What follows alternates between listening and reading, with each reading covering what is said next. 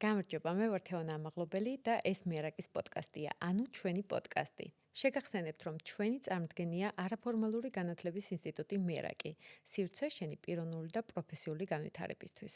ხოლო ჩვენი დღევანდელი ეპიზოდის სპონსორია ყვავილების მაღაზია Sunflowers-ი.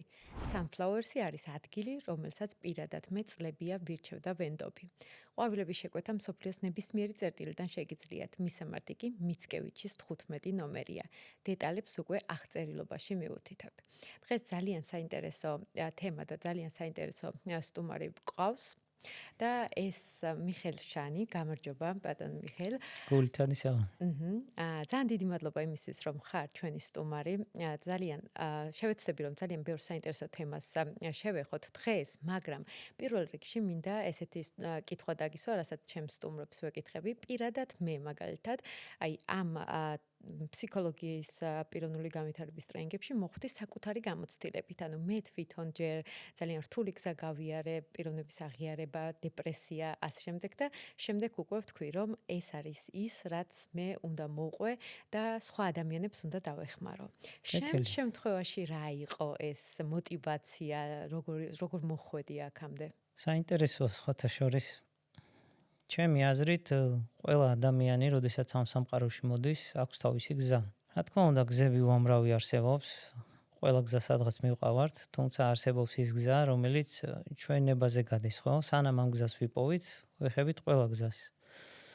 ჩემთვის ფსიქოლოგია როგორც ასეთი ცოდნა მხოლოდ საინტერესო არ იყო, იმიტომ რომ ჩემი ცოდნა იწყება ბუნებასთან შეხებით. ბავშვობიდან ძალიან მაინტერესებდა როგორ იყო ბუნების წყობა, როგორ იყო მწერები, როგორები იყვნენ ცხოველები, როგორები იყვნენ მცენარეები, ხეები, გააჩნდა თუ არა მათ ენა. დავიწყე დაკვირვება ამ ყველაფრის. ანუ ძალიან დიდი ხანია, ზოგჯერ ახლაც კი მაქვს ხოლმე ჩამწერი და ხმებს ვიწერ ხოლმე. ეს ჩემი ბავშვობის ჰობია. დავიწყე მწერების დაკვირვება. მაგალითად, რაზე საუბრობდნენ ჭრიჭინები, რაზე საუბრობდნენ ბაყაყები, რაზე საუბრობდნენ თქვა ცხოველები, ჩიტები, ხო, ანუ რანაირ ხმას გამოსცემდა თუნდაც ბუნება.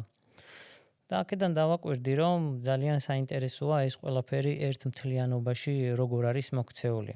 და შემდეგ გადავედი უკვე ადამიანებზე. ხო და ამასობაში შევისწავლე ხალხური მედიცინა, მერე გამიტაცა ვალეოლოგია, მერე ხელოვნება, მერე მუსიკა. და გზაში მოყვა ესეთი ინსტრუმენტები, როგორიც არის ფსიქოლოგია და ასე შემდეგ. მივყევი და მოვედი იქამდე, სადაც ჩემ თავს გრძნობ იმ მოწოდებაში და მოცემულობაში, რაშიც ვიმყოფები ახლა. რაში გეხმარება დღეს ფსიქოლოგიაში მცენარეების და ცხოველების აი ამ დონეზე შესწავლა და გეხმარება თუ არა? კი, ნახეთ რა არის ბუნება, ხო? ბუნება არის იდეალური პლატფორმა, რომლის პრინციპები, წესები და კანონზომიერებები უნდა გვესმოდეს, ხო? ძალიან ბევრი ამას კარმას ეძახის, ძალიან ბევრი სამყაროს ეძახის, მაგრამ ყველაფერი ერთ პრინციპზე არის აწყობილი, ხო? ანუ აი მაგალითად რო ავიღოთ IT სფერო, რო ავიღოთ ფსიქოლოგია, რო ავიღოთ ხალხური მედიცინა, ნებისმიერი პროფესია, ყველგან ერთი და იგივე პრინციპები მუშაობს, აბსოლუტურად. როგორც არის მოწყობილი ცხოველი, როგორც არის ადამიანი, ასეა ტექნიკაც, ანუ პრინციპები ერთი და იგივეა. მთავარია ჩვენ გვესმოდეს ეს პრინციპები როგორ მუშაობს. აქედან ყველაფერი მარტივდება, როდესაც ჩვენ თავარ არსს ხედავთ.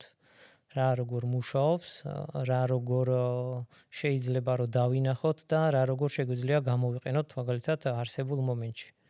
ამიტომ რაც უფრო მეტი ინსტრუმენტი გვაქვს, მით უფრო მარტივდება არსის დანახვა, ასე რომ ვთქვათ. კი. ნახეთ, წეგან დასაწყისში ახსენეთ, რომ ყველა მოვდივართ რაღაცა მისით. როგორ ფიქრობ, ჩვენ ვირჩევთ დაბადების ადგილს, მშობლებს, ქვეყანას? კი. კი. მე არ ვფიქრობ, იცით როგორ არის, ანუ ფიქრის დონეზე რომ გავყვეთ, ძალიან დავიბნევით რა. თავარი არის, რას გრძნობთ. ნახეთ, ფსიქოლოგიაში და ზოგადად ცხოვრებაში არსებობს სამი კითხვა, რომელსაც ადამიანი თავის თავს მუდმივად უნდა უსმევდეს რა. ეს არის ვინ ვარ, რა მინდა, სად მინდა. ანუ ვინ ვარ კი ახლა ძალიან ესეთი ფილოსოფიური და ღრმა კითხვაა, შეიძლება მთელი ცხოვრება ეკითხებოდე შენ თავს. თუმცა პოულობდე კიდეც რაღაც გარკვეულ განმარტებებს. თუმცა ამ კითხვების გარეშე ჩვენ ვერ ვიპოვით ჩვენ მოცემულობას. მაგალითად, როდესაც ჩვენ ამ სამყაროში მოვდივართ, ნახეთ აი სტრუქტურულად ავხსნი. წარმოიდგინეთ, რომ ზედა სტრუქტურა რა არის, ხო? არსება, რასაც ჩვენ სულს ვეძახით, ზოგი ენერგიას და ასე შემდეგ, ხო? მერე მოდის სამშვინველი, რასაც ჩვენ ცნობიერებას ვეძახით, მერე მოდის სხეული, ხო? მერე მოდის სქესი, ქალი ან კაცი და მერე მოდის პიროვნება, ხო? წარმოიდგინეთ ჩვენ ცნობიერების განვითარების ეტაპზე პიროვნულ რგოლში გავჩერდით, ამ ყველაფერს ვერ გავიგებთ.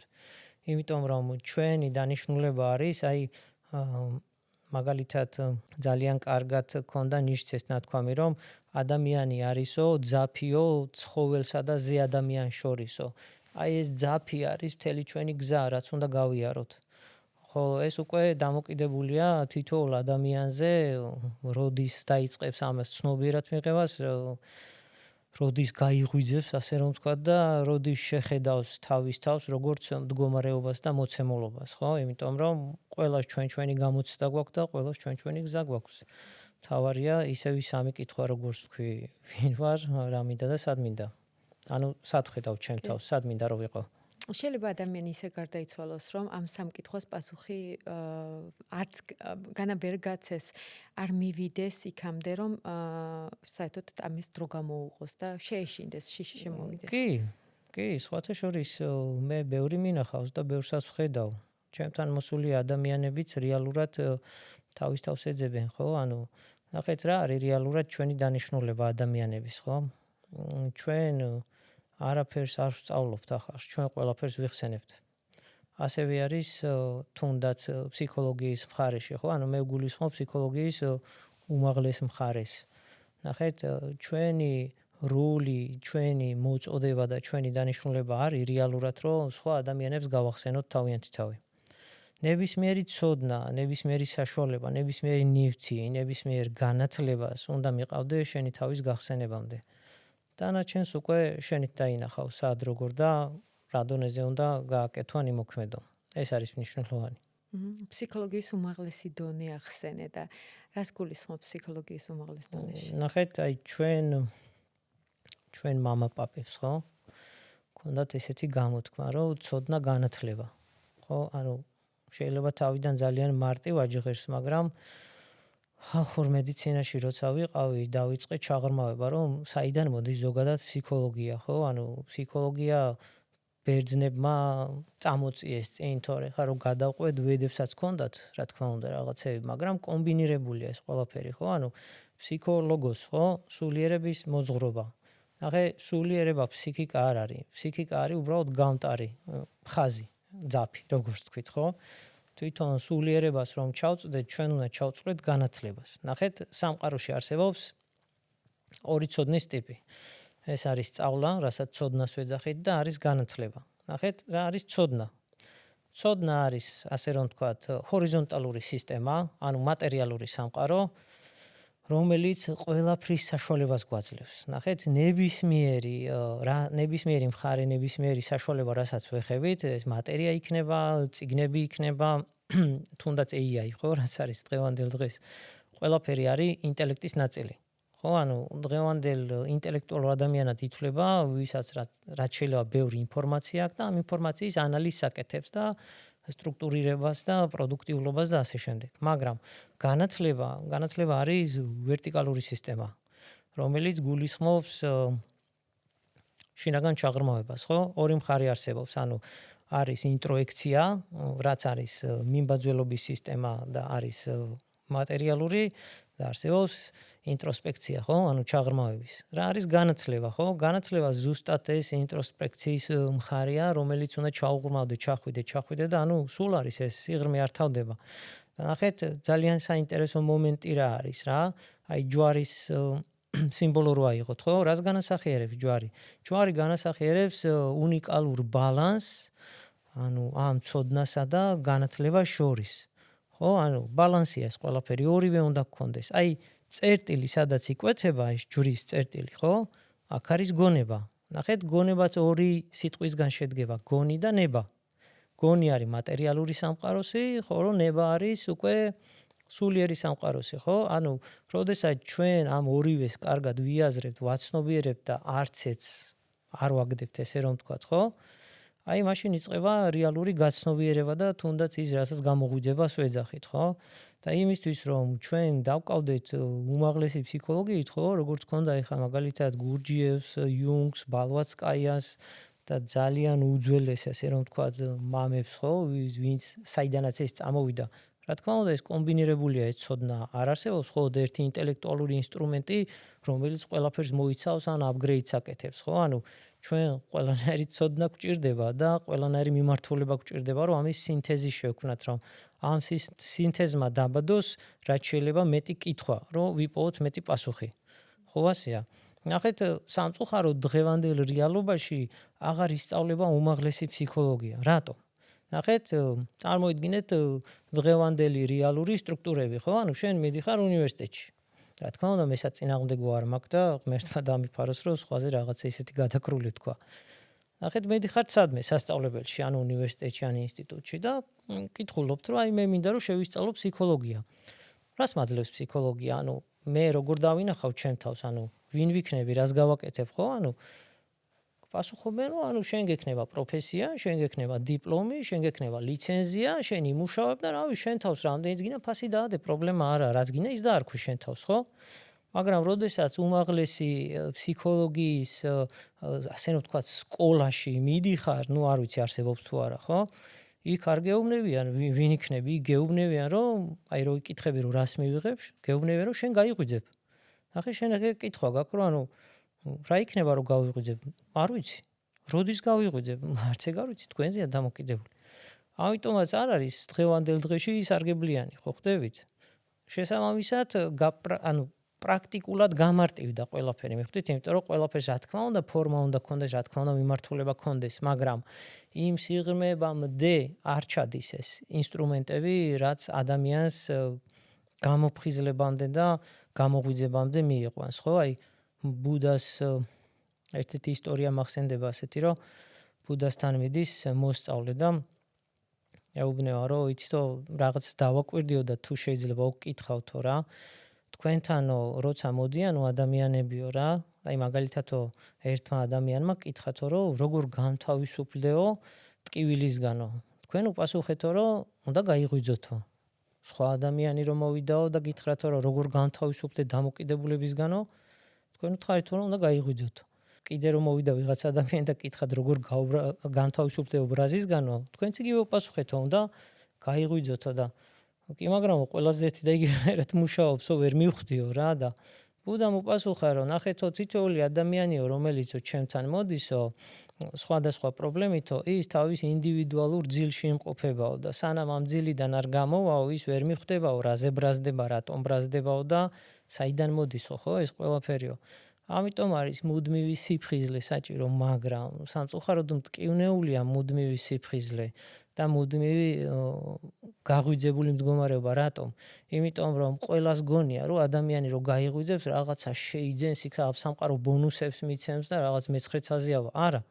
პირიქით არის, როცა ადამიანი იღვიძებს, პირველი იმას აცნობიერებს, რისი დაკარგვა და რისგან განთავისუფლება უწევს. მიხვდით? ფერთვა იწყება რა, როგორც დაოდე ძინში არის, რომ განთავისუფლდი და კიდე განთავისუფლდი. ანუ რამდენიც შეგიძლია განთავისუფლდი. ჩვენ ყველანაირი მიჯაჭულობისგან და დამოკიდებულებისგან თავისუფლდებით, ხო? აი ზუსტად ეს არის.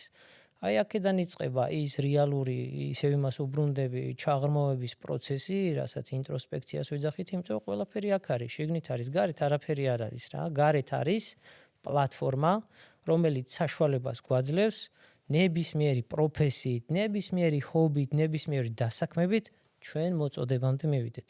გამოღვიძება ახსენე და ანუ გამოღვიძებამდე სანამ მივართ, ესე იგი ადამიანი არის ღრმა ძილში იგივე. რა თქმა უნდა. ხო, აი როგორ ეხა მე როდესაც ღრმა ძილში ვიყავი, ამას ვერ ვაცნობიერებდი, რომ ღრმა ძილში ვიყავი და მე ვთვლი, რომ ჩემი ასაკის 28 წლამდე მე ძალიან ღრმა ძილში ვიყავი და შემდეგ დაიწყო უკვე გამოფხიზლება, რაღაცა შერყევა და ვერ გავაცნობიერე და აი გამოღვიძებას დაჭირდა ჩემთან 3-დან 5 წლამდე, რასაც ქვია. როგორ მიხვდეს ადამიანი ახლა ვინც გვისმენს, ღრმა ძილშია, შეიძლება ითფიქროს, რომ მე გამოღვიძებული კი არა, მეტი ვარ, ხო? და როგორ მიხვდეს, რომ ის არის ახლა ღრმა ძილში? ნახეთ ძალიან რთულია ამის კონკრეტული ინსტრუქცია არსებობდეს, იმიტომ რომ ყველა ადამიანი, როგორც აღნიშნეთ, მოდის თავისი მოცემულობით, თავისი გამოცდებით და თავისი გზით, რაც უნდა გაიაროს. ყველა ადამიანში, როგორც სამყაროში, არსებობს თავისდროულობის კანონი. ნახეთ, ჩვენ რამდენიც არ უნდა ვატაროთ მანიფესტაციები და რამდენიც არ უნდა ვატაროთ რაღაცა პრაქტიკები, ჩვენ ზაფხულს ვერ მოვიყვანთ ხვალ, ხო? რა თქმა უნდა, ეს არის ციკლი და ამას აქვს თავისდროულობა. თუმცა, ყველა ადამიანში ნებისმიერ პროცესს, ნებისმიერ გზას, ნებისმიერ ცვლილებას, ნებისმიერ გამოცდას აქვს თავისდროულობა. ამას სამყაროს კანონი ალაგებს, ასე რომ ვთქვათ. ნახეთ, მაგალითად რა, აი ჩვენ როგორ გვაქვს ხო წყობა ძალიან რო არ გავყვეთ ხა ეზოთერულ ხარეს ხო ანუ ადამიანს აქვს ბედის წერის ხაზი და აქვს ნების ხაზი ხო ანუ ეს ორივე ხაზი ერთად მოდის ესე მაგრამ ხდება ხოლმე მომენტები როდესაც ერთმანეთში იკვეთება და გადადის აი ამ გადაკვეთის მომენტში ადამიანს ყოველთვის ეწყება შინაგანი დიალოგი ნახე გონებასა და ნებას შორის ნახეთ ეს ჩემი არასაც ვაკეთებ ანუ მე ამას გრძნობ, მე ვხედავ აქ ჩემ თავს, ეს მე მაზიანებს, ეს მე მავსებს, ეს მე მცლის, ეს მე სიამოვნებს, ანუ ჩემია, მე ვხედავ აქ ჩემ თავს, მე ბედნიერი ვარ ამით. ნახეთ, სამყაროც და ზუსტად ეს ხაზების და ჩვენი მდგომარეობას და მოცემულობას გარკვეულ ასაკში, გარკვეულ პერიოდში ყოველთვის გვანიშნებს, მე ხვდით? რატომ არის მნიშვნელოვანი ამ მინიშნებების წაკითხვა? იმიტომ რომ ჩვენ არასწორად და კი ბატონო, ანუ ისეთ გარემოში გავიზარდეთ, რომ არ გვასწავლეს ჩვენ თავთან, ჩვენ სხეულთან, ჩვენ ემოციებთან, ჩვენ ფიქრებთან, ჩვენ ენერგიასთან და თუნდაც ჩვენ დროსთან სწორი კომუნიკაცია. ნახეთ, არავინ არ გვასწავლა ეს. ყველაფერი, რასაც ჩვენ, ანუ ავტომატურ რეჟიმში ვიმეორებთ, ეს არის ჩვენი პროგრამები, ხო? და ის შაბლონები. ნახე გონებაც და ეს შაბლონებიც იმას გვაკეთებინებს, რაც არ გვინდა, იმიტომ რომ ეს ჩვენთვის ნაცნობია. მე მესმის, რომ კომფორტი არის სასიამოვნო და კომფორტი ზოგჯერ არის უვნებელი, მაგრამ ძალიან ბევრ ჩვენ შინაგან ხმას თიშავს და ჩვენ ოცნებებზე გვათქმევინებს უარს. ოცნება რა არის? ოცნება არის ის ჩვენ შინაგანი ნების ხმა, რომელიც გვეუბნება, რომ სად როგორ რა უნდა გავაკეთოთ, რომ ჩვენი თავის რაღაცა პატარა პაზლი ვიპოვოთ რა, რომ დავინახოთ, რომ ეს არის, ხო? ამისთვის ადამიანი ყოველთვის უნდა გაჩერდეს რა, აი წარმოიდგინეთ რადონის ავტომატურ რეჟიმში ვართ, ხო? ანუ ჩვენ ტვინს იმდენად აქვს ამდენი შაბლონი შექმნილი, აი სადღაც გვეჩქარება, ხო? დავჯექით მანქანა უცბად დავქოქეთ, გავდივართ, ხო? ანუ აი ნებისმიერ მომენტში შეგვიძლია გავჩერდეთ უბრალოდ 5 წუთი. არსად არ დავაგვიანებთ, არაფერი არ მოხდება. მე ხვდით? და იმაზე დავფიქრდეთ, რომ რა მხდის ავტომატიზირებულად. მე ხვდი? მაქვს თუ არა არჩევანი, რომ მაგალითად აი ამ დროში რაღაცა დრო ჩემ თავს დაუთმო. ზუსტად ეს არის ერთ-ერთი მნიშვნელოვანი იმისთვის, რომ ქაოსიდან გადავიდეთ პროდუქტიულობამდე, ხო? იმიტომ რომ ქაოსი რა არის? ქაოსი არის ოთახი, სადაც შედიხარ და ყველაფერი არეულია, აბსოლუტურად. და შენ რო ყველაფერს ერთდროულად იწყებ დალაგებას. ვერ დალაგდება ერთდროულად. შენ უნდა შეუთანხმდე ჩემ თავს, რომ მოდი ჯერ საწოლს გავასწორებ. მერე კარადის იმ უჯრას დავალაგებ, მერე იქ. აი ასე და ამისთვის საჭიროა უბრალოდ გაჩერება. და იმიტომ ვერ ვჩერდებით, რომ ჩვენი გონება მუდმივად სადღაც მიიჩქარის. ნახეთ, აი ადამიანი, რომელიც ზის თუ დაკვირვებულ ხართ, რეალურად გაუნძრეველი შეიძლება იყოს, მაგრამ სადღაც არის, გონებით არის წასული. ჩვენი გონება არის დროში მოგზაურის, ან წარსულშია, ან მომავალში, ან წარსულში, ან მომავალში. აწყოში არ ვართ. მე ხვდით, აწყოში რომ გავაჩეროთ, უნდა გავჩერდეთ რა. მე ხვდით, იმიტომ რომ აი ისევ იმას ვეხებით მაინც რა. არაცნობიერ ზონას, ხო? იმიტომ რომ წარმოიდგინეთ, რომ ჩვენ ადამიანები ვართ როგორც რადიო მოწყობილობა, ხო? ანუ ყველას ჩვენი ტვინის სიხშირე გვაქვს, განვითარება, უნარი, წყობა, სიმძლავრე, ანტენის სახით, ხო? და ეს ფიქრები რაც შემოდის ჩვენში, აქედან 99 ჩვენი არ არის. ძალიან რთულია ამ ფიქრების გაფილტრა თუ არ გავჩერდით და დავაკვირდით, ხო? ანუ აი ჩემია ეს ფიქრი რატომ მოვიდა, რაში მჭირდება, რას მაძლევს, რას მართმევს, მავსებს თუ მცლის, ხო? ამიტომ ნელ-ნელა უნდა დავიწყოთ საკუთარი თავის დაკვირვებით. ნახეთ, ჩვენ თუ გვინდა რომ სხვა ადამიანში ვიპოვოთ რაღაც გასაღები, ან სამყაროში ვიპოვოთ გასაღები, ჯერ ჩვენ თავს უნდა დავაკვირდეთ. ნახეთ, ჩვენ სხეულთან უნდა დავიწყოთ საუბარი ჯერ. ნახეთ, წარმოიდგინეთ, რომ დღის განმავლობაში ჯერ მარტო ჩვენი სხეული რამდენ SMS გვიგზავნის, ხო, მესიჯს. მაგალითად რა, აი ფრჩხილი გაგვიყვით და გავვითეთ და შეტყობინება, ესე იგი რაღაც მინერალი, ვიტამინი გვაკლია, გვეძინება, შეტყობინება, ესე იგი ენერგია არ გვაქვს. ხო, ანუ გამოგვაყარა შეტყობინება, სად გამოგვაყარა ნიკაბზე, ლოყაზე, კისერზე, ზურგზე, ხო? ყველგან სხვადასხვა შეტყობინება. თმა გაგვითეთ და შეტყობინება რაღაც გვაკლია. ჩვენ არ ვაქცევთ ყურადღებას, მიხვდით? ენერგია არ გვაქვს, ძალით ვაკეთებთ რაღაცას ვეჯაჯგურებით, ხო? ასევე არის ემოციებთანაც, ხო, დამოკიდებულება. ჩემია ემოცია, ჩემი არა, საიდან მოვიდა, რატო შეიქმნა, რატო ვიკავებ, რატო არ უშვებ გარეთ, ხო? ანუ რატო ვზღუდავ. იგივე არის ფიქრებთანაც, იგივე არის ენერგიასთანაც და იგივე არის ჩვენ დროსთანაც, ხო? იმიტომ რომ ძალიან მნიშვნელოვანია თვითდაკვირვება. ეს არ უნდა იყოს ავტომატიზირებული, მიხვდით? ანუ ძალიან ბევრ ადამიანს გონია, რომ ეს ყველაფერი რაღაც თავისით მუშაობს. მე მესმის, რომ ყველაფერი უმაღლესი დისციპლინის ნაწილია, მაგრამ ამ დისციპლინას ხო ჭირდება ზრუნვა. ზრუნვა კიდე თვითდაკვირვებით ხდება, სხვანაირად არ გამოდის. ნახე, რა ხდება, როცა ვწყვეტ ავტოპილოტი ახსენ და ავტოპილოტის რეჟიმში ცხოვრებას? ანუ რა ხდება, რა ცვლილებები მოდის ჩემს ცხოვრებაში, რა შესაძლებლობები მოდის? თუ პირიქით რაღაც შიში მოვიდეს შეიძლება, ანუ რა ხდება, თუ დავძლიე ის და შევძელი, რომ არც წარსულში ვცხოვრობ, იმიტომ რომ მე მქონდა ორი კვირდრესობა. ან წარსულში ვცხოვრობდი, ან მომავალში, სადაც იდეალურად მქონდა ყველაფერი აშენებული და იდეაში არაფერს არ მოქმედობდი, იმიტომ რომ მე ხო ტუის უკვე მივეცი ის შეგრძნებები, რაც იქ მომავალში მქონდა, ეს ორი უკიდურესობა იყო ჩემში. ხო, და აქ დაახლა ცხოვრება რომ დავიწყე, რადიკალურად შეიცვალა, ხო, ჩემი მომავალი, ჩემი ამაზე შემდეგ დავსვამ კითხვას. ჩემი ბედი რაღაცნაირად ჩემს ხელში ავიღე, ხო? და აი, რა იცვლება, როდესაც ადამიანი წყვეტს ავტოპილოტის რეჟიმში ცხოვრებას? სიმართლე რომ გითხრა, ყველაფერი იცვლება. იმიტომ რომ ჩვენ გვეძლევა მზაობა იმისთვის, რომ ჩავაბაროთ გამოცდები, რაც წინ გველოდება. ნახეთ, თითოეული ადამიანი, როგორც აღნიშნე, გადის თავის ცხოვრებისეულ გამოცდას. რატომ? იმიტომ რომ ეს მან აირჩია. ნახეთ, არსებობს ასეთი გამოთქმა, მე მგონი ბუდას ეკუთვნის, არ მახსოვს. ცხოვრებაში, რასაც გავდივართ, გვამზადებს იმისთვის, რაც მოვითხოვეთ. რეალურად რა მოვითხოვეთ, ამას ჭირდება გაცნობიერება და გახსენება, ხო? მაგრამ გზაშია ეს ყველაფერი ეგრევე არ არსებობს, გახსნილი მოვიდეს ვიღაცა, ხო? ანუ თუმცა არის ეგეთი შემთხვევებიც, მაგრამ ნახეთ, როდესაც ადამიანი იწყებს ცნობიერად მიდგომას, თვით დაკვირვებას და თვით შემეცნებას, ხო? იწყება გამოცდები. რისთვის არის ეს გამოცდები, ხო? გამოცდები არსებობს იმისთვის, რომ გქონდეს მზაობა მივიღოთ ის, რისთვისაც არის გამოცდები. ნახეთ, რატომ ვართ ამ სხეულში, ხო? ელემენტარული მარტივი კითხვა არსებობს რა. ამ სხეულში იმიტომ ვართ, რომ გავიგოთ რატომ ვართ ამ სხეულში. ყველაფერი აქედან იწყება აბსოლუტურად რა, თვით ჩაღრმავებით, თვით დაკვირვებით და თვით დისციპლინით. ნახეთ, რეალურად რო შევხედოთ, ხო, ანუ რა არის ჩვენი სხეული, ხო? ჩვენი სხეული არის დრო. ნახეთ, ჩვენ ამ სამყაროში იმდენი ხანი ვიცოცხლებთ, ან ვიარსებებთ, მანდაც ორი მხარეა. რამდენ საშუალებასაც ჩვენი სხეული მოგცემს, მაგრამ ამ სხეულს თავისი დრო აქვს, თავისი კონკრეტული ენერგია აქვს, რომელიც რაღაც გათვლილია რაღაც პერიოდამდე და ამ პერიოდამდე იმიტომ არის გათვლილი, რომ შენი გამოცდები ჩააბარო. ნახეთ, როდესაც ჩვენ ვიწყებთ თუნდაც რა, ანუ გაჩერებას, დაფიქრებას, ხო? რომ აი რა როგორ ანაერად რა. ნახე, რატომ არის რთული მუდმივი სიფხიზლე, ხო? იმიტომ რომ რაც უფრო წინ მიდიხარ, მით უფრო სხვადასხვა ტიპის გამოცდები გვხდება.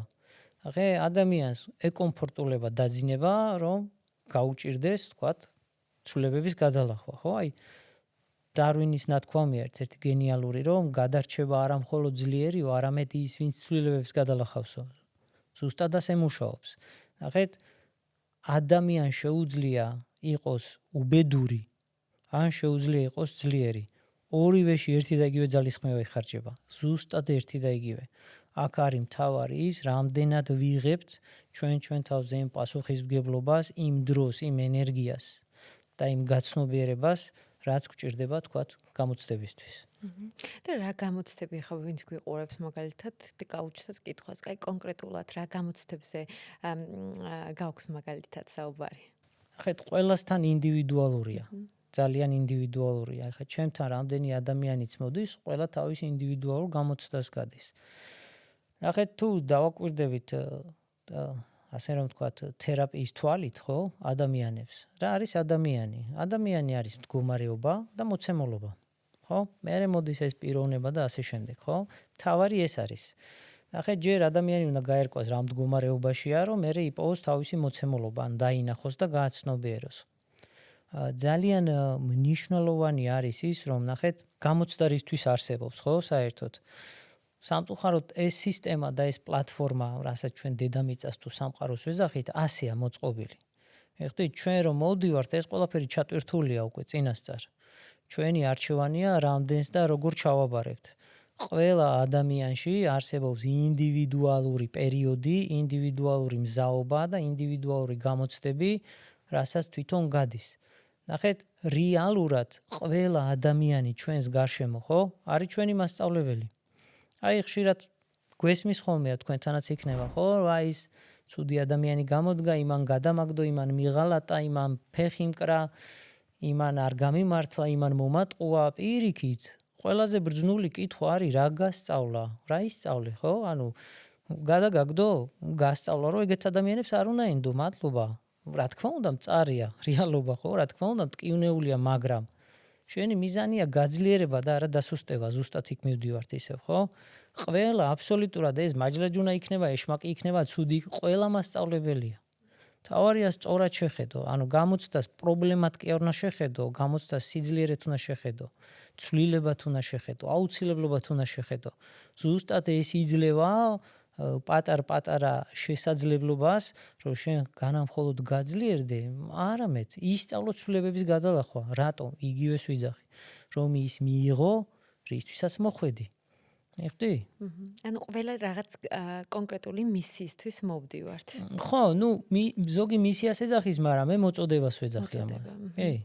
იმიტომ რომ ყველა გზამ უნდა მიგიყვანოს მოწოდებამდე. მოწოდება რა არის? შენი თავის გახსენება. არ აქვს მნიშვნელობა შენ რა გზას აირჩევ. შენ დურგალი იქნები, ხელოვანი იქნები, სპორტსმენი იქნები, მუსიკოსი იქნები, მართლა არ აქვს მნიშვნელობა. თავარი არის რომ ეს გზა შენ ნებაზე გადიოდეს, რომ შენი მოწოდება იპოვო.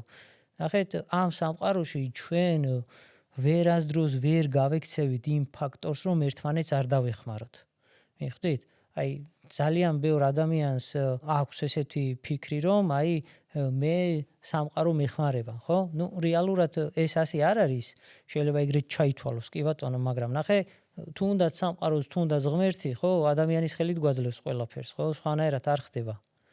ამიტომ არის მნიშვნელოვანი, რომ შენი მოცემულობა იპოვო, ვის რაში ეხმარები, რატომ ეხმარები, რისთვის ეხმარები და რამდენით ეხმარები. მიხვდით? აი ძალიან ბევრ ადამიანს აქვს ამბიცია, რომ აი მე ისეთ სფეროში ვარ, რომ ადამიანებს ვეხმარები, კი? ეს ძალიან კარგია, მაგრამ ძალიან მნიშვნელოვანია ეკოლოგიურობის კანონი, გაქვს თუ არა დახმარების უფლება.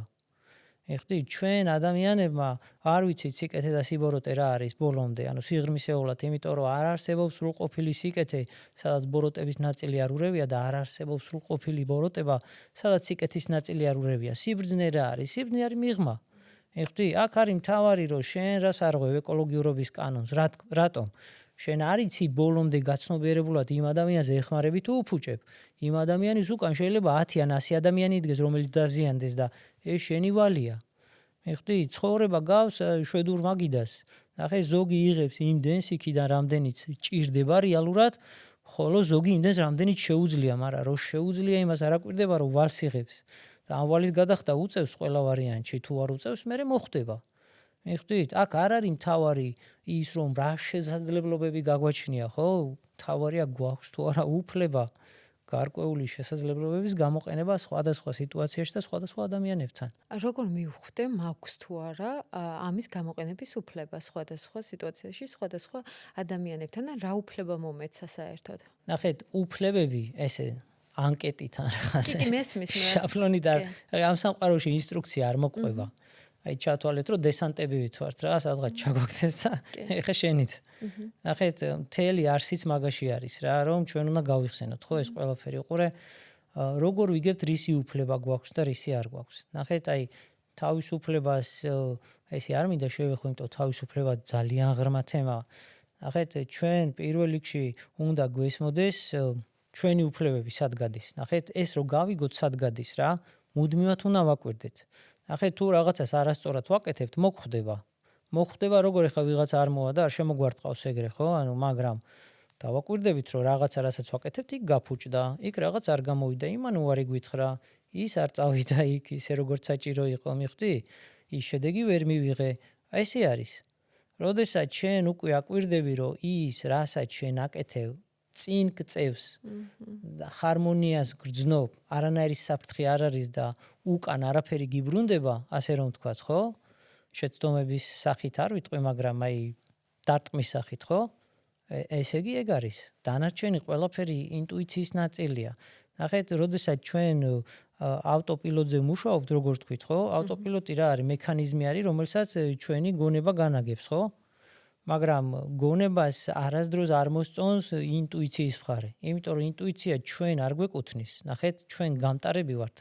ინტუიციაც ერთგვარი ტალღა რაღაც სიხშირის, რომელსაც ჩვენ ვატარებთ. ნახეთ, გონება ჩათვალეთ, რომ არის აი ძალიან მნიშვნელოვანი პრარაბი, რომელიც რაღაც შენობის თავში ზის, ხო? მან დეტალურად იცის, სად რა გაყვანილობა გადის, ხო? ჩვენმა გონებამ ყველაფერი იცის, სად რა არის, სად რა გადის, ასე რომ თქვა, სისხლისადმი ეწოდება და თითოეული უჯრედის მექანიზმი იცის, როგორ მუშაობს, მაგრამ ინტუიცია არ იცის რა არის, იმიტომ რომ ეს სხეულის მიღმა. ამიტომ, როდესაც ადამიანი, ასე რომ თქვა, ინტუიციის მოსმენას იწყებს, გონება ყოველთვის ბლოკავს. მისთვის ეს არ იცის რა არის, გონებას ჭირდება უბრალოდ შაბლონი. ნახეთ, გონებას არ ჭირდება ეს კარგია, ცუდია, დამიმტკიცე და გენდობი. მიხვდი? ანუ ზუსტად ესე მუშაობს ყველაფერში. აი ახალს როცა სინჯავ რაღაცას, ახალ საქმეს როცა იწყებ, ყოველთვის წინააღმდეგობა მოდის, იმიტომ რომ არ გენდობა, თან გიცავს, თან ხელს გიშლის. ამიტომ აი ეს ორი მხარეა მნიშვნელოვანი, გონებას არ უნდა ვენდოთ. გონება ყოველთვის საჭიროა, მაგრამ უფრო მნიშვნელოვანი არის ის, განა არა ის რას ვფიქრობ, არამედ რას ვგრძნობ. იმიტომ რომ გრძნობების სახით შეგვიძლია ჩვენ მხოლოდ ინტუიცია გამოვიტანოთ გარეთ. აი ეს ინტუიცია არის ზუსტად ის ფანარი, რა ჩვენი ნების გზისკენ მიგვანიშნებს, რომ ჩვენი მოწოდება ვიპოვოთ. ნების გზას როცა ადგას ადამიანი რა, მან კონკურენცია არ არსებობს. კონკურენცია არსებობს პროფესიაში. კი ბატონო, უამრავი. იმიტომ რომ ის ინტელექტუალური მხარეა და გონების ასპექტია, მაგრამ როცა შენი ნების გზას ადგახარ, მან კონკურენტები არ არიან. რატომ? იმიტომ რომ შენია ის. თუ ვიღაცა გადმოვა, სამყარო იმას შემოაბრუნებს და ეწყვის, რომ ეს შენი არა, შენ შენსაზე გადადი. იმიტომ კი არა, რომ შენ გიცავს კაი ტიპი ხარ, არა. შენ თუ სხვის გზაზე გადახარ, გეტყვის, რომ გადმოდი. ისევ შენია ეს გზა. გააგრძელე, რასაც მეყვებოდი. აი ესე მუშაობს ეს. თავარი არის, რომ აი ეს ყველაფერი ცნობიერ დონეზე დავაკვირდეთ ამ ყველაფერს, რომ ჩვენი ნების გზაზე ხელი არაფერი არ შეგვიშალოს. თუ რამე შეგვიშლის, ხო, ეს უკვე გამოცდაა და გამოცდები კიდე გადალახვადია. კი. წეღან ახსენე საუბრის დასაწყისში ბედის წერის და ნების წერის კვეთა ერთმანეთთან და ძალიან ხშირად ნების გზა, ნების. კი, ხო, ნების გზა. კი. ნახე, ძალიან ხშირად ადამიანი მე მაგალითად, როცა ვიყავი მსხვერპლის როლში, ვამბობდი, რომ აი ჩემ ბედი ასეთია, ხო?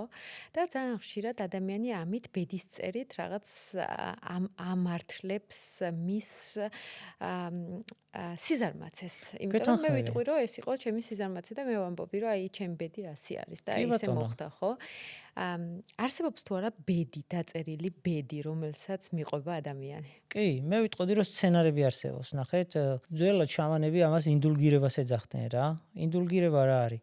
როდესაც შენ პასუხისმგებლობებს სხვას ან რაიმე ფაქტებს აბარებ, ხო? ანუ აი რატო არ გააკეთე ეს საქმე რა? აი ცუდი ამინდი იყო და რაღაც ენერგია არ მქონდა. ხო, ანუ ძალიან ბევრი მიზეზი არსებობს, ხო? რისგანაც შენ ვალდებულებას იხსნი და რაღაცას ან ვიღაცას აბარებ. ხო, ანუ ბედი რა არის? ბედი არის ერთგვარი მატრიცული შაბლონი და მატრიცული სცენარები.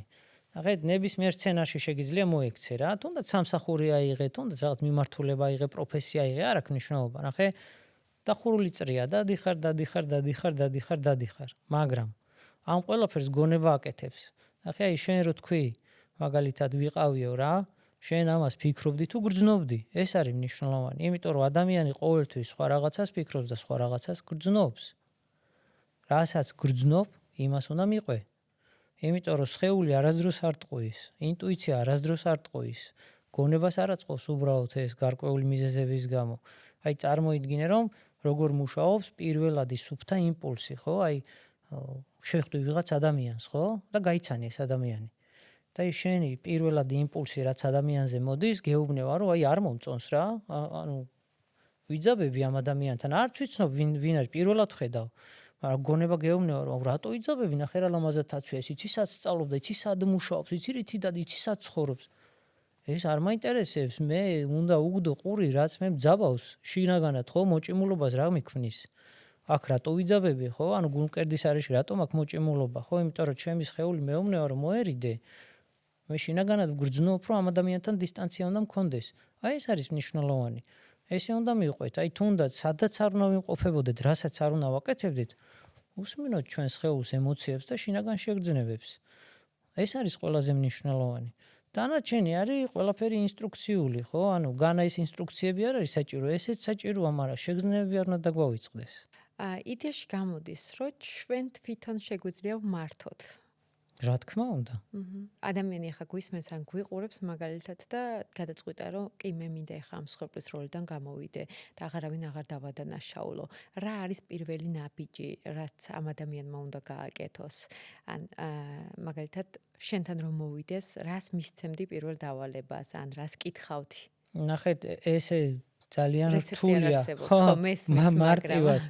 ნახეთ, ძალიან მნიშვნელოვანი არის, ნახეთ, ჩვენ თუ გვინდა რომ სხვა ადამიანს დავეხმაროთ, პირველ რიგში, ხო, როცა ის მოდის ჩვენთან. ნახეთ, ძალიან მნიშვნელოვანია, როგორც აღნიშნე, უფლებებზე ეგ ერთი ნაწილია, რამდენად გვაქვს ადამიანის დახმარების უფლება და მეორე ნაწილი არის ის, რომ რამდენად უნდა და რამდენად აცნობიერებს ის ადამიანი, რომ შენი დახმარება ესაჭიროება. ძალიან ბევრი ადამიანი არსებობს, რომელიც თავის პასუხისმგებლობის გადმოტანას ცდილობს შენზე. ამ დროს ამის უფლება არ გაქვს. ეხტით, ეხლა მე ერთი თანამშრომელი მყავდა და მეუბნებოდა, რომ ისეთი ექიმი მოვზემნეო, რომელმაც მითხრა, რომ დალევა შეიძლებაო და მაგიტომ დავდივარ მაგ ექიმთანო. ხო, ანუ არიან ეგეთი ადამიანები. თუნდაც ეს მსხვერპლი, ხო, იმდენად ღრმა არის, ამის გარემო გამომწვევი მიზეზებია შესასწავლი, ხო? ანუ ჩვენ ძალიან მალე ვდებთ ადამიანი დასკვნებს. ანუ არ არსებობს ესე დასკვნა, არსებობს მხოლოდ მდგომარეობა, საიდანაც ის ადამიანი უნდა გამოიყვანო. ეხდით, აი ელემენტარულად რომ დაფიქრდე, როგორ შეგიძლია იმ ადამიანს დაეხმარო, ხო? პირველ რიგში უნდა გქონდეს იმის უნარი, რომ ის ადამიანი იგრძნო. ხო, რასაც ჩვენ ემპათიას ვეძახით. ძალიან ბევრი უნარები არსებობს, თქვათ, რაზეც მე ვმუშაობ და 20 წლიანი კვლევა მაქვს. პირველი რა არის მნიშვნელოვანი? ნახეთ, აი რამდენად გრძნობ იმ ადამიანს. აი სად არის მოჭიმული ის ადამიანი? შეგიძლია თუ არა იმ ადამიანის ერთი დღით ცხოვრება? აი შეგიძლია რომ ესე დაწვე და რომ გაიღვიძო და წარმოიდგინე რომ ის ადამიანი ხარ. აი რას გრძნობს დილით რომ გაიღვიძა? მიდის სამსახურში, უყვარს თუ არა ის გარემო? ანუ თავი თუ მოწონს იმ სხეულში, ხო, რას აკეთებს, რას არ აკეთებს, რისი გაკეთება არ სიამოვნებს. რამდენი ადამიანი არის მის გარშემო, ვინც უარყოფითად მოქმედებს, ვისთან უყვარს სიამოვნება, ანუ ვისთან იღებს სიამოვნებას, ვისთან უყვარს ურთიერთობა, ხო? აი ჩათვალეთ, რომ თუ ადამიანს შეუძლია რომ იმ ადამიანის ერთი დღის ცხოვრებით, გრძნობებით და ემოციებით შეიგრძნოს, ხო? მაშინ შეგვიძლია რაღაც თქვათ იმ ადამიანზე, რომ რაღაც დონეზე გვესმის იმ ადამიანის, თორე რჩევის მიცემა ყველა შეუძლია, მაგრამ არ მუშაობს ეს რჩევა. და რატო არ მუშაობს რჩევა? იმიტომ არ მუშაობს, რომ ყველას თავის გამოცდა აქვს. მე შეიძლება 200 გამოცდა მქონდეს გავლილი, მაგრამ შენთვის საერთოდ არ იყოს არც ერთი გამოსადეგარი მიხვდი, ანუ არ გამოგადგეს. ეს ჩემია და მაგიტომ. მე ერთადერთი რაც შემიძლია გავაკეთო, იმ სარკეში ჩაგახედო, სადაც არ იყურები. აი ეს არის მნიშვნელოვანი. რას ხედავს ადამიანი ზუსტად იმ სარკეში, სადაც არ იყურება? რისი ეშინია ყველაზე მეტად? თავის თავს ხედავს. ნახეთ, დღევანდელი ადამიანი როგორ არის მოწყობილი, თუ დააკვირდებით. ყველა ადამიანი ყველაფერს აკეთებს. მიდის დასასვენებლად, გასართობად, სამეგობროს გაყვება, იქ წავა, აქ წავა, ტყეში მოივლის, მხოლოდ იმისთვის, რომ თავის თავს გაიქცეს. ყველაზე არ არის, რა თქმა უნდა, საუბარი, ზოგი ამას გაცნობიერებულად და სიამოვნების გამოაკეთებს, მაგრამ უმეტესობა თავის თავთან დარჩენა არ უნდათ. რატო? იმიტომ რომ შენ თავთან რო რჩები, ძალიან ბევრი კითხვის ნიშანია. ის შინაგანი გინდა ხმა დაარქვი, გინდა ბავშვი დაარქვი, გინდა ქვეცნობი, რაც გინდა ის დაარქვი. შინაგანად გეუბნება რომ არ მომწონს. ეს არ მომწონს, ამისგან განთავისუფლდი, ამას ნუ აკეთებ, იმას ნუ ემოგობრები, ამაზე ნუ იძახი უარს, ეს გააკეთე. გონება გეუბნება, რომ ეს რო გავაკეთო, კომფორტის ზონიდან უნდა გამოვიდე, კომფორტის ზონიდან გამოსვლა არ მინდა. და ასე იწყება, ნახეთ, მე ამას შინაგან ომს ვეძახი. ნახეთ, შინაგან ომში მოგებული არავინ არ არსებობს. ანუ ომი რაც უფრო დიდხანს გრძელდება, ორივე მხარე აგებს. ცნობიერის და ქვეცნობიერის, მათ შორის სხეულიც. ამიტომ აქ არის მნიშვნელობები, ძალიან მნიშვნელოვანი შეთანხმებები, რაზე ვთანხმდებით. ჩვენ არ შეიძლება ეგრე უცბად შევცვალოთ, ხო? ანუ დიდი ცვლილებები არ ხდება. თუნდაც 1 ან 2%-იც რო შეიცვალოს რაღაცა, ესეთ შეთანხმების ნაწილია, რომ აი მე ეს გამოვასწორე, ხო? აი როგორია, ხო, ჩვენი ქვეცნობიერი, ხო? აი წარმოიდგინე, რომ ქვეცნობიერი არის პატარა ბავშვი. ცნობიერი არის მშობელი, არაცნობიერი არის გარემო. ხო, და ეხლა ეს ბავშვი ეუბნება მშობელს, რომ მე მინდა ზოოპარკში ჟირაფი ვნახო. პატარა ბავშვმა ჩვენმა ქვეცნობიერმა გარეთ არ იცის რა ხდება, წარმოდგენა არ აქვს, იმან იცის შიგნით რა ხდება, აბსოლუტურად ყველაფერი. ხოლო ცნობიერმა იცის გარეთ რა ხდება. და იმ შუაში რაც არის, ეს არის ბუფერინგი რა, ეს სადაც მიდის შეთანხმებები. წარმოიდგინე, რომ ცნობიერი ეუბნება, რომ აი დღეს ზოოპარკში ვერ წავალთ, მაგრამ თუ გინდა აი კაფეში წაგიყვან. ბავშვი იძახის, რომ არა, მე მინდა ჟირაფი. მორჩა. ის არ გაჩუმდება, სანამ ჟირაფს არ ანახებ, ესე მუშაობს. და აი, როდესაც უკვე აი ეს კონფლიქტი არის, ანუ პოდკასტის სახით თუნდაც რა, შინაგანი დიალოგი არის ერთ-ერთი დამანგრეველი, რაც ადამიანს ყველაზე მეტად აზიანებს. ამიტომ არის მნიშვნელოვანი, რომ ამისგან კი არ უნდა განთავისუფლდე და გადაგვესი არ ხდება. მთელი ცხოვრება გიწევს დიალოგი, მაგრამ უნდა შეამცირო, იმიტომ რომ შეთანხმებებია საჭირო, რაღაცა დათმო, რაღაცა მისცე. ასე იწყება შინაგანი სიჩუმე. ნახეთ, სიჩუმე რა არის? სიჩუმე არის ზუსტად ამ დიალოგების შემცირება. კონფლიქტების დანახვა რასთან გაქვს, ხო? ანუ კონფლიქტი სად არის? მოთხოვნილებასა და შესაძლებლობას შორის არის კონფლიქტი, ემოციებსა და გრძნობებს შორის არის, სად არის? მიხდი? ამიტომ არავის არ უნდა დარჩენა, იმიტომ რომ წარმოიდგინე, რომ ეხა ადამიანი რო პირდაპირ ომში შეაგდო სადღაც, ხო? შიშველი ხელებით, ხო? ანუ პირველ რიგში რა ხდება? ანუ შიშია, საშინელი შიშია, ხო? აუტანლობის. ამიტომაც არ უნდათ ამ ომში და ამ კონფლიქტში. გადააქვთ ყურადღება, გადააქვთ და საკუთარ თავს ვერ გაექცევით, ჩემო კარგო. ყველგან მოყვება, სადაც არ უნდა იყო აბსოლუტურად. სამწუხაროდ ბევრი თვლის, რომ ამის მომგვარებელი ერთადერთი მატერიალური სამყაროა და ნაწილობრივ. მიხდი? ძალიან ნაწილობრივ. ეგეც რო ყურადღება გადაიტანო. დანარჩენი მაინც იქ უნდა დაბრუნდე. სადაც გიწევს დაბრუნება და ამიტომაც ისევ შიგნით არის ყველაფერი, აბსოლუტურად. ანუ ბედნიერება შიგნით უნდა ვეძებოთ. ნახე, ბედნიერება ყველგან არის. ნახეთ, აი როგორ აგეხსნათ. არ არსებობს ესეთი კონკრეტული მიმართულება, რომ აი ბედნიერება აქ არის. თუ ვიღაცა თვლის, რომ იქ არის, იქ არის. კი ბატონო. ჩვენთვის ყველაფერი ბედნიერებაა, როცა მუსიკას უსმენ, როცა ვსეინობ, როცა ადამიანებს ველაპარაკები, როცა სესიაზე ვარ, თუნდაც რავი, აქაც რო ვარ. ესეც ბედნიერებას მანიჭევს, მაგრამ მე არ განსაზღვრავ რაოდენობრივად, მიხდი? ნახეთ, ბედნიერებას ქმნის მომენტი, რომელსაც ჩვენ ვქნით.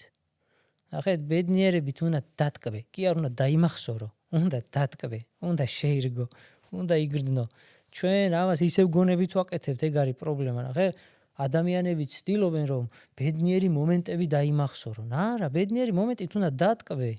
მიხდი, ისედაც გაჯდება ცნობიერშიც და ქვეცნობიერშიც და გაიძულებს მე, რომ კიდე შექმენი, კიდე გააკეთე.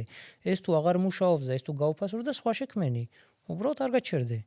აი ეს არის მნიშვნელოვანი. კი, მაგრამ ბედნიერებით რომ დატკბე, უნდა ისწავლო აქ დაახლა ცხოვრება, რაც ძალიან რთულია. კი ბატონო, ხო და შენ უნდა შექმნა თქო, მაგას ვიძახი, ბედნიერება არც წარსულშია და არც მომავალში. ესეც გონების ხრიკია, ნახე, ჩვენ ყოველთვის ისე გვაქვს მოწყობილი გონება, რომ აი ეს რომ ექნება ბედნიერი ვიქნები, აი იქ რომ ვიქნები ბედნიერი, აი ეს ადამიანი რომ მოვა ბედნიერი ვიქნები.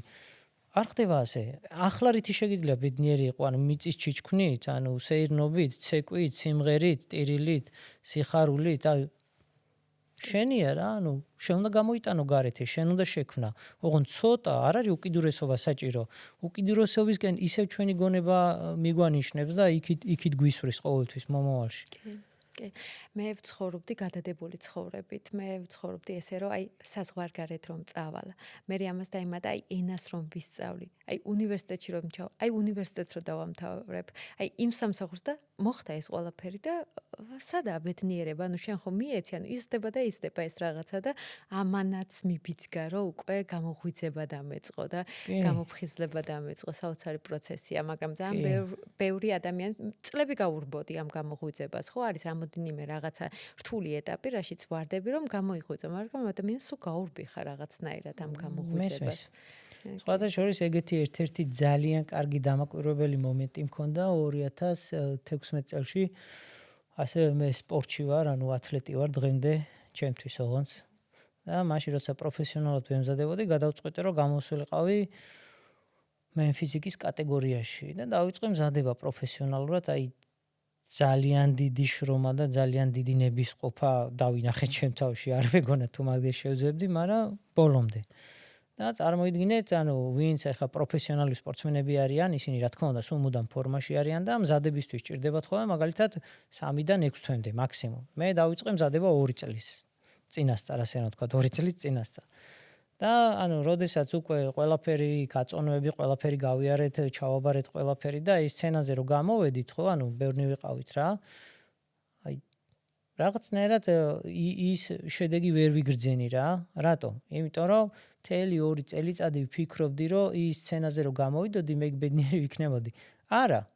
რეალურად 20 წუთი თუ 30 წუთი ვიდექით სცენაზე, ხო? მეტი არა, საერთოდ ვერაფერი ვერ ვიგრძენი რა და მაგით დავფიქრდი, რომ მნიშვნელოვანი ის კი არ იყო, რომ იქ სცენაზე დამდგარიყავი, ყველაზე მნიშვნელოვანი ჩემთვის მწარეც, ტკბილის და ბედნიერი იყო გზა.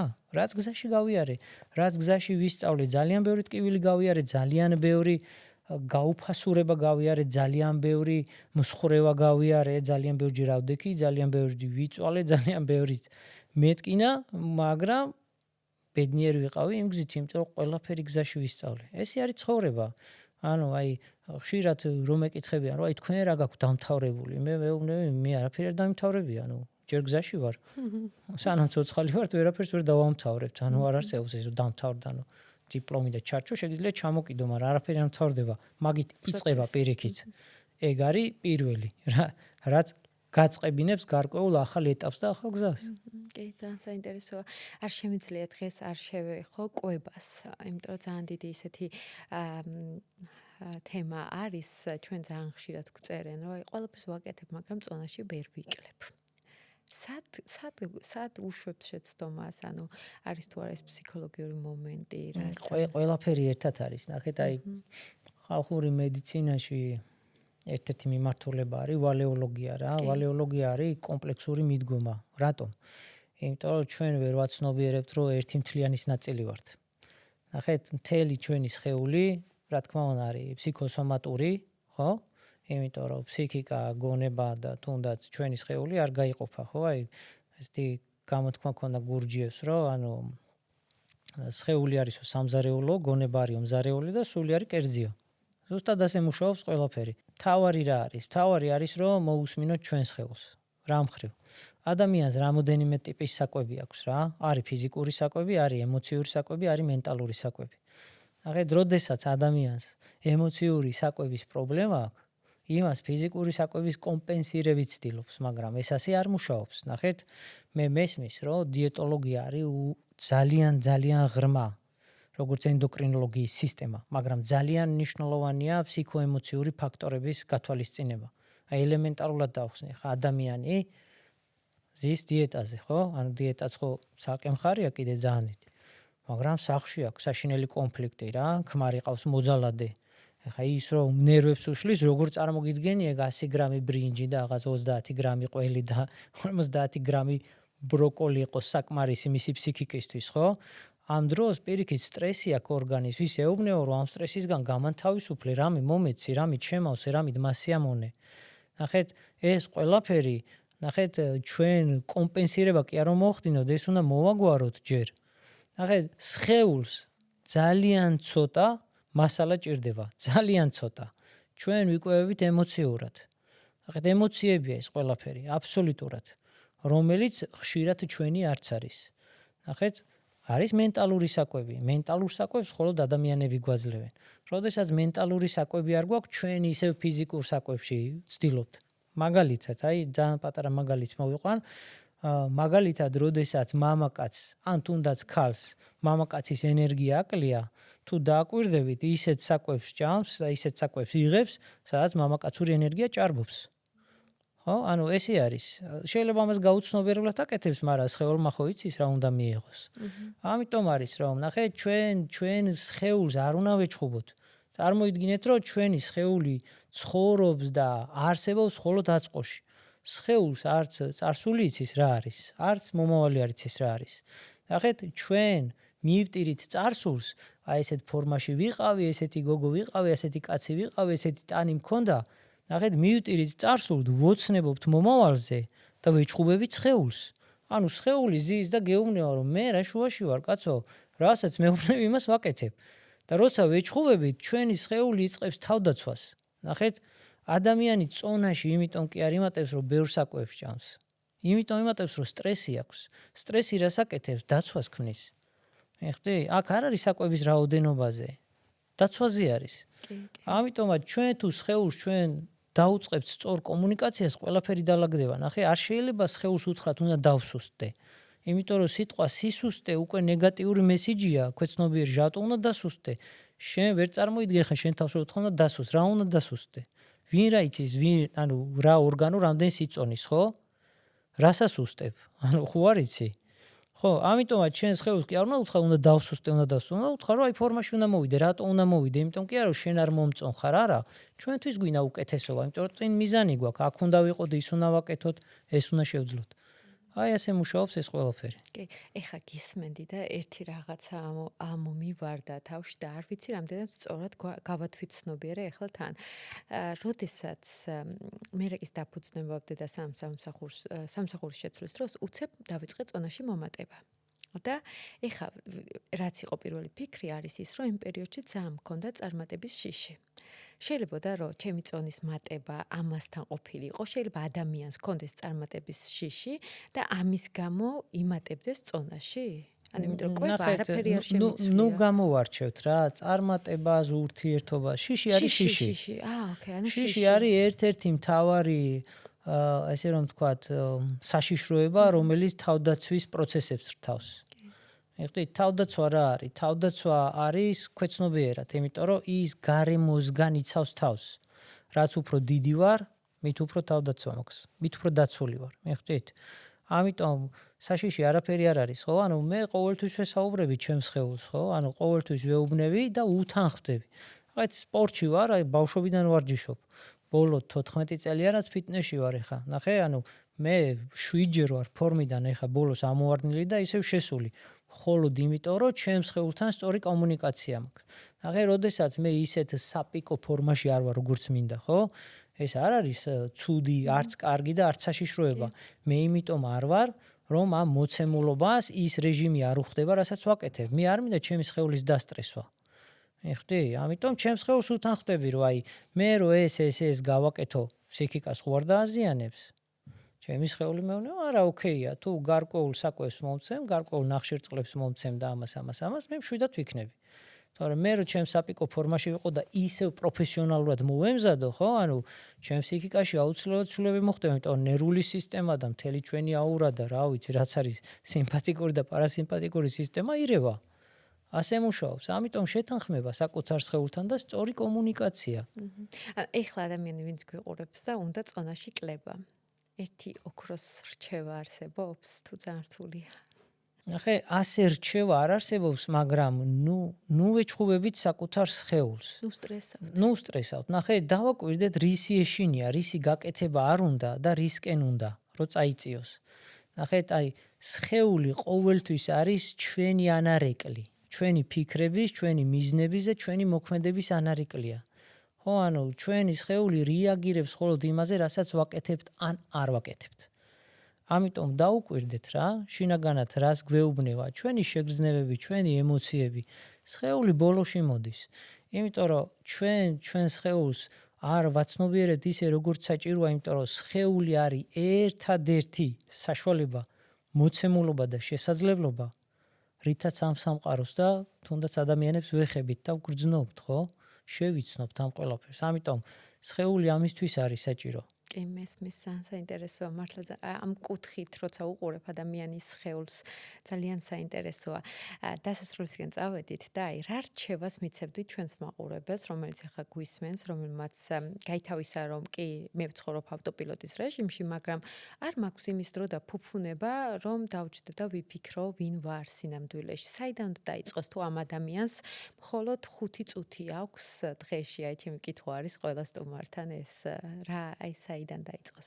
ძალიან მნიშვნელოვანია, ანუ რჩევის სახით არ ვიცი ეს რამდენად გამოვა. ზოგადად რჩევებს არ ვიძლევი ხოლმე.